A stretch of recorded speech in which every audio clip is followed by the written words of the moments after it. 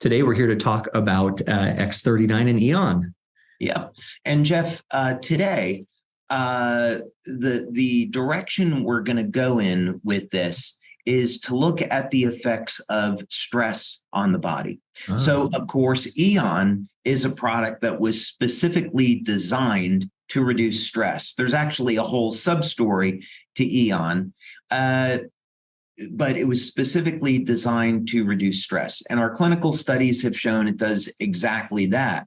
And what's so interesting, when we're measuring effects in the nervous system, in the autonomic nervous system, you have what's called a sympathetic and a parasympathetic drive. So sympathetic means people are in a mode of fight, and in parasympathetic, you're in a mode of relaxation.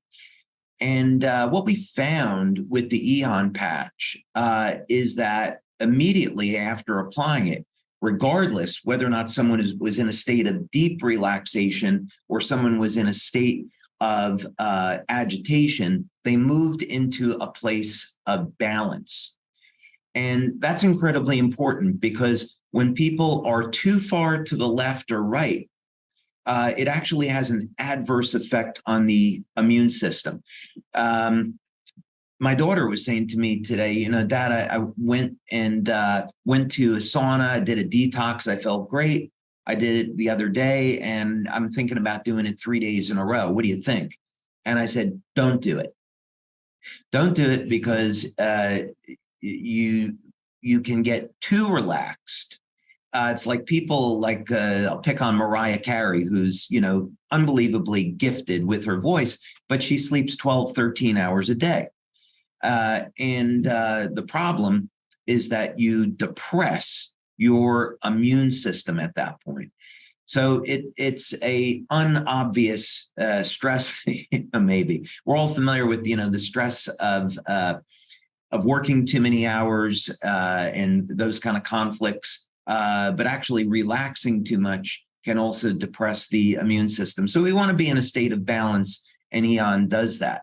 X39 also has enormous benefits to people that are under stress by helping to provide a healthy inflammatory response, by boosting antioxidant levels, and as well as some other things. So we're going to dig in now and look at this in more detail, because stress is, I would say, the single biggest thing that people need to do and get under control to have a healthy quality of life and preserve their youth and have a life of longevity. So let's get into this in more detail, and it will become a little bit more self-evident.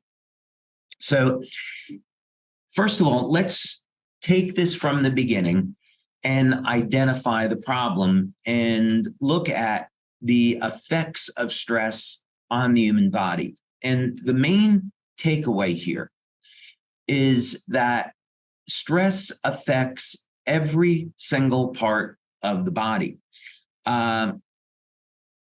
Stress can be physical, or it can be emotional. And this is kind of interesting to think about. There can be positive stress and negative stress. So I would say exercise is a positive stress. So we're putting stress on the muscle, on the heart, and we're using that as a way to strengthen the body. Fasting is a beneficial stress because there's a number of very favorable outcomes on the body, such as favorable changes in hormones, reduction in body fat, and so a detoxification. So we're going to be talking, of course, about negative stress. So let's say people like to work a little bit too much. I'm in that category. Or people have some type of, they have money problems. They're on the way to work. Their car broke down. They had a fight with their significant other.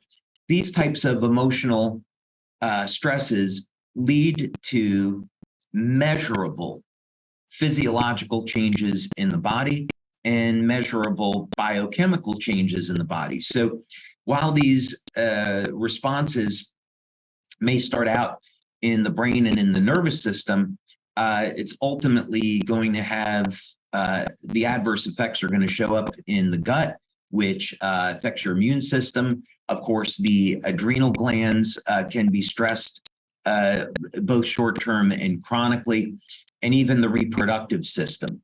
So as an example, in men, throughout our lifetime, oxidative stress can damage the Leydig cells in the testes, and this will reduce our levels of testosterone over time and also manhood.